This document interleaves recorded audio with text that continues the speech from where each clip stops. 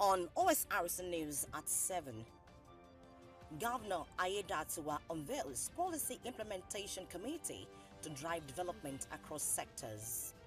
Nigeria rejects U.S. congressional narrative of Christian persecution. Federal government urges Nigerians to make use of Freedom of Information Act towards promoting accountability in governance. And from the foreign scene, tensions continue in northeastern India as government pushes for free movement amid ethnic crisis.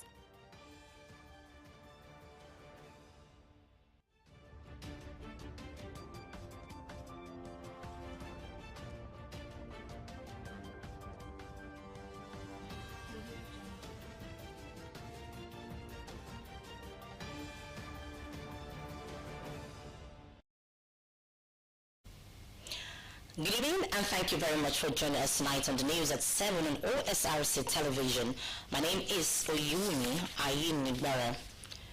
In a bid to enhance governance and policy implementation in various sectors, Ondo State Governor Lucky Aiyedatiwa has inaugurated a steering committee for the e-Heart initiative.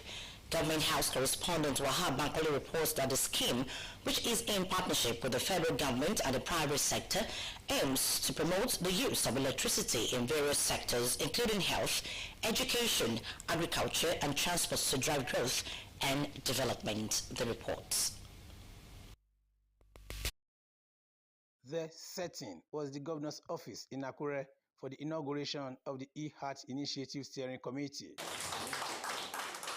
The special advisor to the governor on power, Johnson Alabi, who doubles as the chairman of the committee, noted that the e-Heart program is an initiative promoted by the Rural Electrification Agency to enhance sustainable electricity in rural areas. Alabi commended the governor for his swift support for the initiative, which demonstrates his administration's commitment towards the welfare and well-being of the people of the state, noting that the initiative will be jointly funded by the partners. The Rural Electrification Agency is spearheading the manufacturing of electric tricycles and all these things that could be used in rural areas.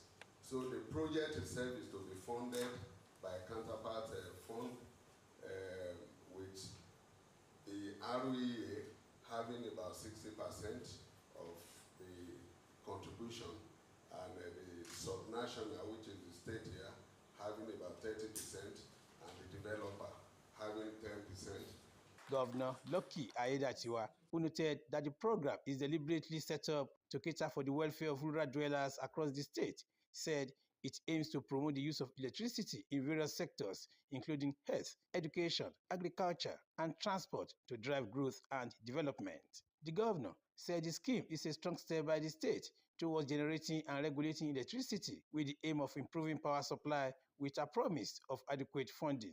You all know that the evolution of power has taken place at the federal level, and each state has been empowered to generate and regulate electricity in the various states. But the Rural Electrification Agency is still there, which is the federal government agency. And this is one of their initiatives to ensure that the rural areas get electricity to operate, both at the various primary care centers and other important facilities at the rural area. The agric, you all know that the farm settlements, most of them are not in town, not there in the major cities, they are right there at the rural areas, but when they have to have access also to adequate power. Also transportation, both in the city and in the rural areas, they also have to have a feel of what is happening, what the people in at the center, at the development, the urban area are enjoying. So this program is specifically and deliberately set up to be able to cater for the rural dwellers. Governor Aiyedatiwa noted that the committee is expected to midwife the implementation of the initiative in the Sunshine State. The town commissioners will be appointed you have to have a way of handing over to them to brief them on how far you have been able to steer the ship. That's why they are called steering committee. I hereby inaugurate the steering committee for e-heart operation in Ondo State. Congratulations. Speaking on behalf of other members of the committee, the Permanent Secretary, Ministry of Energy, Ibrahim Olabode Yusuf, appreciated the governor for his efforts in driving the state forward, pledging that the committee will work hard to ensure that the project becomes a success. Members of the committee include permanent secretaries of the participative MDAs, while the chairman of Akure South Local Government, Gbenga Fashua, represents the local government chairman. The EHAT acronym stands for Electricity, Health, Education, Agriculture, Rural Development, and Transportation. Wahab Bankole, Osrc News. Efforts by the Director General CEO of Osrc Media Group, Kenneth Odushola Stevenson, to enhance the quality and reliability of Ondo State's free broadcast services have received a boost with the installation of 3.5 kilowatt FM stereo transmitter with associated equipment for Social 96.5 FM Alalaye radio station. In a statement by the DG, this is in a bid to mitigate the effect of lightning and ensure the safety of equipment and image of the media group. The installation of an FM streamer industrial lightning arrestor on the 1,000 feet mast is at its earnest. According to him, in order to facilitate these upgrades and maintenance activities, all stations within the Osrc Media Group will be temporarily off air from 9 a.m. to 1 p.m. tomorrow, Sunday, 16th March, to ensure a seamless and efficient upgrade process. The statement enjoined members of the public to bear with the stations while the maintenance lasts. The Special Advisor to the Ondo State Governor on Union Matters and Special Duties, Bola Taiwo, has refuted claims that he blamed surveyors for their own kidnapping. He insists his statement was taken out of context. His reaction follows a call by the Nigerian Institution of Surveyors NIS Ondo State branch for its removal over the remark. Blessing Obi reports.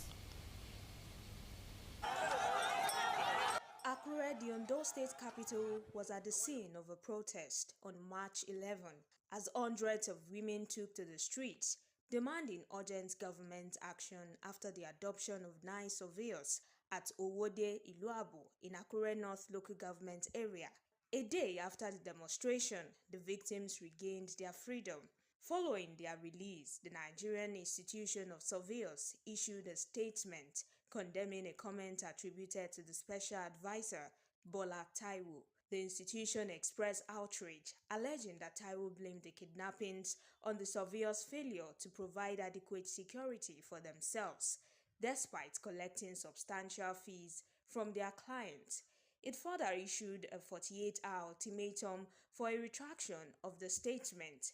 The statement has put all representing the state in spotlight for kidnappers, and these, our members, are feeling not secured.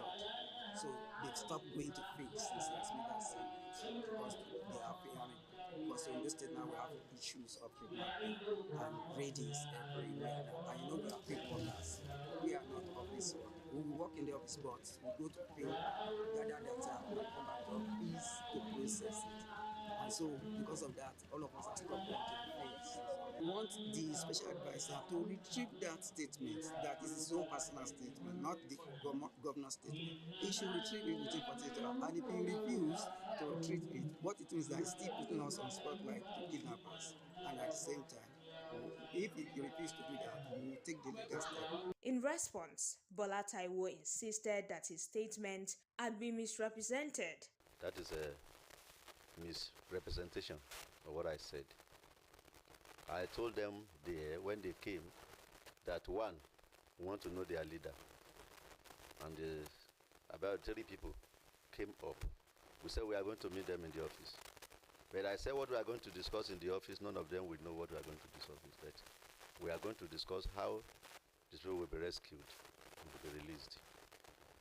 But before I go, I said for your occurrence, to prevent this type of thing, I said in any community you are, There's no way a kidnapper will come to the community without nobody from that town that we support, telling him the terrain of the place. I said that. And I told them that I want to advise the Sofio that if you want to go to the forest, they should go with security men. I did not mention either huge amount or any other thing. I said they are being paid for the job they want to do, that they should try for safety of their worker, rather than to go with security to prevent them. Meanwhile, the Ondo State Surveyor General, Idowu Owolabi, has called on professionals and the public to remain vigilant and collaborate with security agencies to prevent future incidents.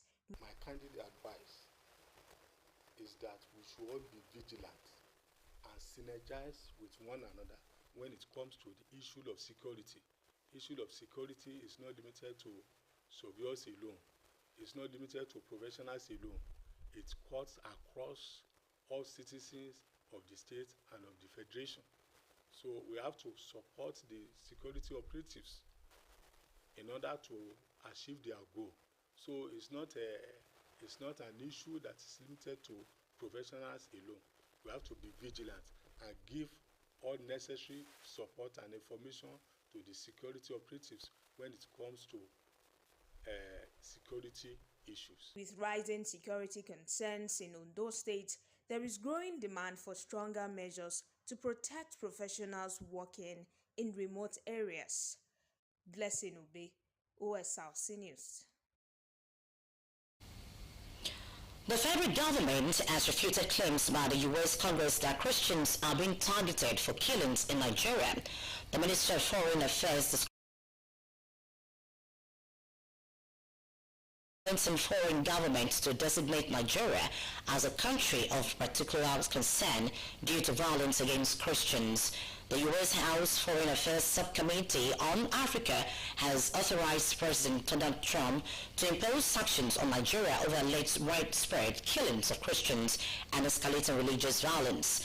In response, the federal government emphasized that the violence is not driven by religious bias, but rather by criminality, insurgency, and banditry, adding that it remains committed to protecting all citizens and addressing security challenges through various initiatives.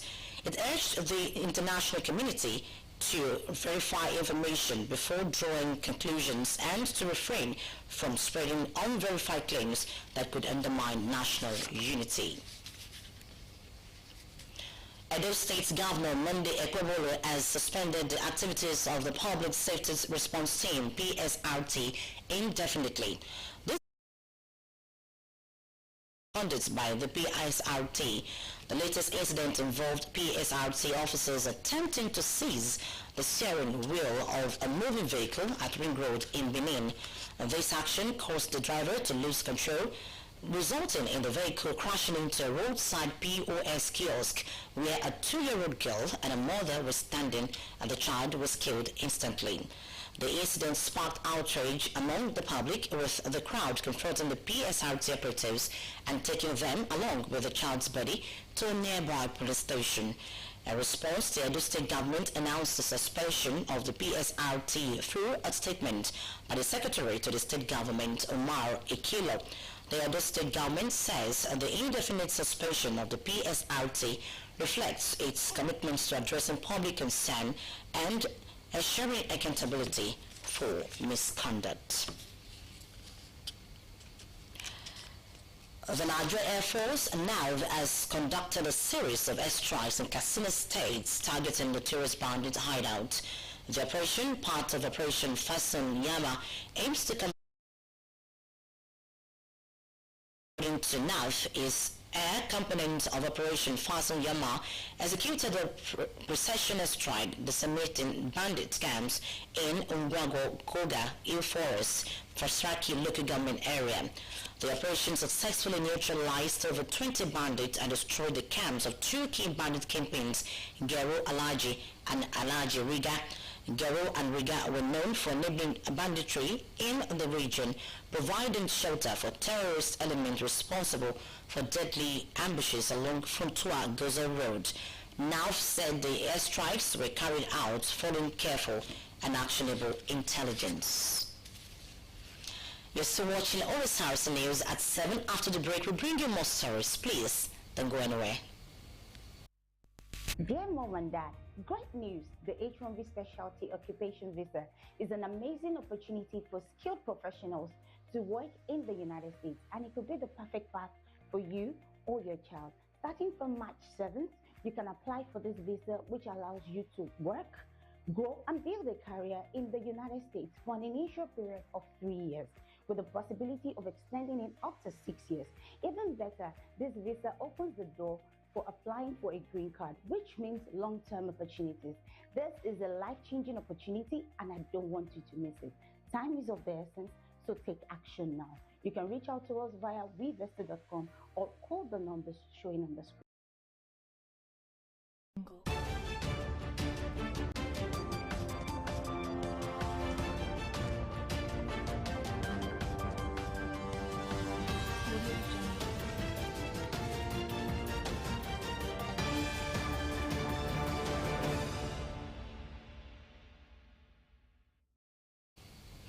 Thank you very much for joining us.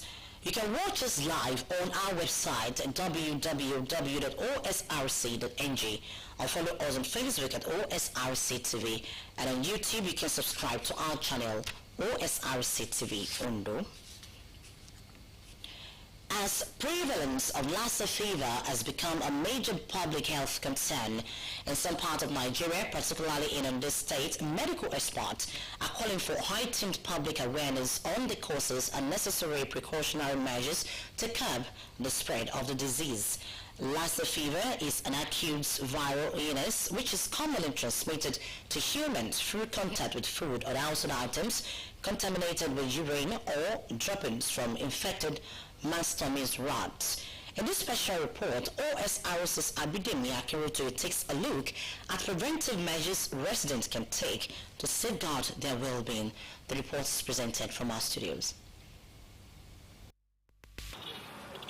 Lassa fever, a disease caused by Lassa virus, spread through contact with infected rats or the body fluids of infected individuals. Transmission occurs through direct contact with the blood, urine, feces, or other bodily fluids of an infected person, particularly in healthcare settings where infection control measures are inadequate. The disease has recently resurfaced in several parts of the country, including Ondo State. Medical expert Dr. Omoseyin Adeyemi Oshowe provided valuable insight into the history and transmission of the virus. Dr. Omoseyin, alongside another medical practitioner, Michael Ayodele Ojo, explained the causes and effects of the Lassa virus, noting its severe impact when not detected early. Lassa fever has been here with us, can say, since 1969.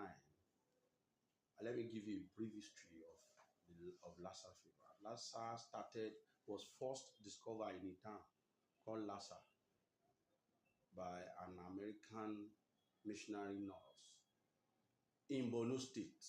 The Lassa town is in Borno State. Lassa is a viral hemorrhagic fever, you understand, and that has been transmitted by multi-mammoth rats, rodents that you see around, rats. And of course, from Edo State, in Ondo State here, we have cases from Edo, Ondo, even Ekiti. But in Ondo State, especially in our Akure North, Akure South, this Lassa infection is quite on the high. Lassa fever is a virus infection, and it's caused mainly by taking food which has been contaminated by the feces or urine of a particular rat. Okay, the rat lives, a kutele lives around. Okay, and if you open your food, okay, maybe gari or cassava or anything, and they piss into it, or they put their feces into it, and you eat, then you get this virus fever, which mainly allows you to bleed inside. Okay, your blood cells are killed. Then, of course, it's already difficult to take care of them. Medical experts warn that delayed detection of Lassa fever increases the risk of death, emphasizing that early diagnosis and prompt treatment are critical to improving survival rates. Majority of the time that you have fever, okay, which is not responding to the normal thing you are using, paracetamol, and then the person is getting weak. You should know this person is, possibly having Lassa, and you take the person to the appropriate place so that it can be diagnosed on time. The earlier, the better. Practitioners also advise the public to maintain a clean environment, store food in sealed containers, cover dustbins properly, and block holes in walls or floors to prevent rats from entering homes. They further stress the importance of avoiding drying food in open spaces where rats could contaminate it, washing hands regularly, and practicing good hygiene to reduce the risk of infection. We say prevention is better than cure. The emphasis is that you must ensure that there's proper hygiene. You understand? You must cover your food or food items that you keep at home, because you can see that rat is our friend.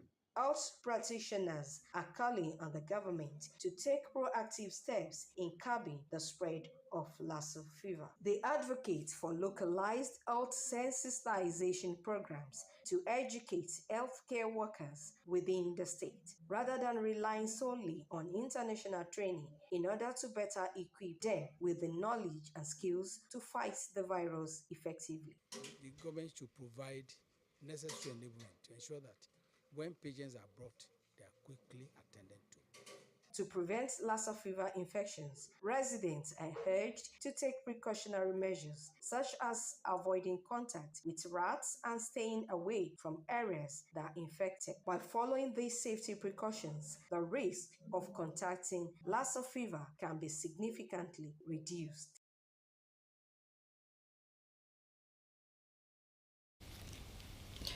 Attorney General and Minister of Justice Lateef Fagbemi has noted that with Freedom of Information Act (FOIA), the federal government of Nigeria, particularly the incumbent government of President Bola Tinubu, is no longer ready to do government businesses in secrecy. Fagbemi therefore urged Nigerians to use the full given their rights from their elected and appointed representatives in federal and state government. The AGF also urged public office holders to make their activities public for people to rate them, saying that Freedom of Information Act has given them the opportunity to clear rumors surrounding their offices. Fagbemi, during a stakeholders town hall meeting on application of Freedom of Information Act held in Oka, Anambra State, noted that FOI Act has given the citizens of Nigeria power to access government information and records without being asked the reason for their usage.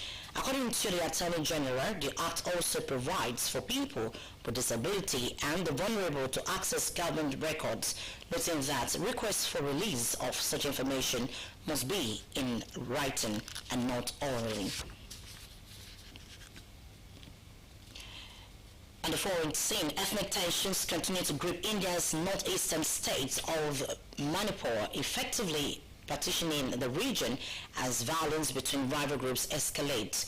Trade and travel remain blocked, with communities refusing to cross into opposing territories. Last week, one protester was killed in clashes following the Home Minister's attempt to enforce unrestricted movement on all roads. Kemisola Ojono has details.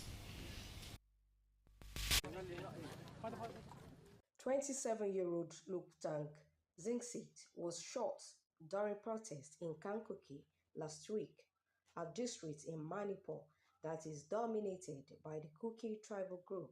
His family say he was killed by the security forces. Yes, my brother is an innocent Indian. I'm also Indian. I'm proud of India. I'm proud to be an Indian. So why did the center forces use this type of weapons on us? Zingzet is the latest victim of a nearly 2-year-long conflict caused by ethnic divisions between Manipur's minority Kuki and majority Métis communities. The two are fighting for land and status. The Kuki wants the safety of a separate administration of their own, while the Métis wants rights to more land and special tribal status.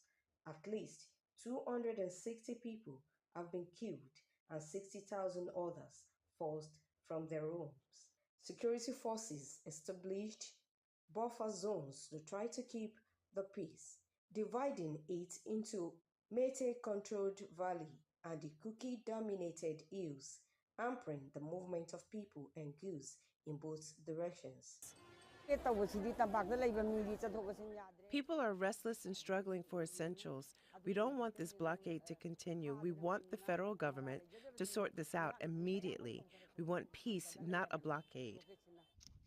The Indian government took direct control of Manipur in February. Deadlines were set for both sides to surrender weapons.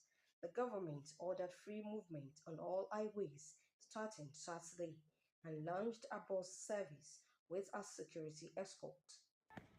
It didn't work that time or that particular day, but I'm sure in the coming days it will work, because both sides understand that violence will not, I repeat, will not get them anything. When it reached Kankpopi, it was met with Kuki protest, which soon turned into clashes with security forces. It didn't work that time or that particular day, but I'm sure in the coming days it will work, because both sides understand that violence will not, I repeat, will not get them anything. Kuki's group shut down all traffic in protest. Both sides say they want peace, but thus the government's moves are reckless and leading to more violence. A crisis of this magnitude by issuing random orders from New Delhi. You have to involve the stakeholders. As Zengset was laid to rest, Kuki leaders announced they were lifting their blockade for commercial vehicles. They still oppose free movement.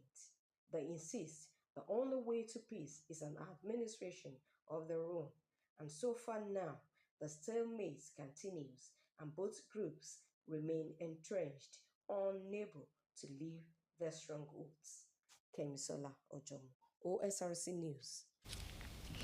And with that report from the foreign scene, we conclude the news night. But before we go, we bring you to another look. And we told you that Ondo State Governor Lucky Aiyedatiwa has inaugurated a steering committee for the e-Hearts initiative for enhanced governance and policy implementation in various sectors. And we also told you that the federal government has refuted claims by the U.S. Congress that Christians are being targeted for killings in Nigeria, urging the international community to verify information before drawing conclusions and to refrain from spreading unverified claims that could undermine national unity. And that's the news tonight. Thank you very much for watching. Good evening.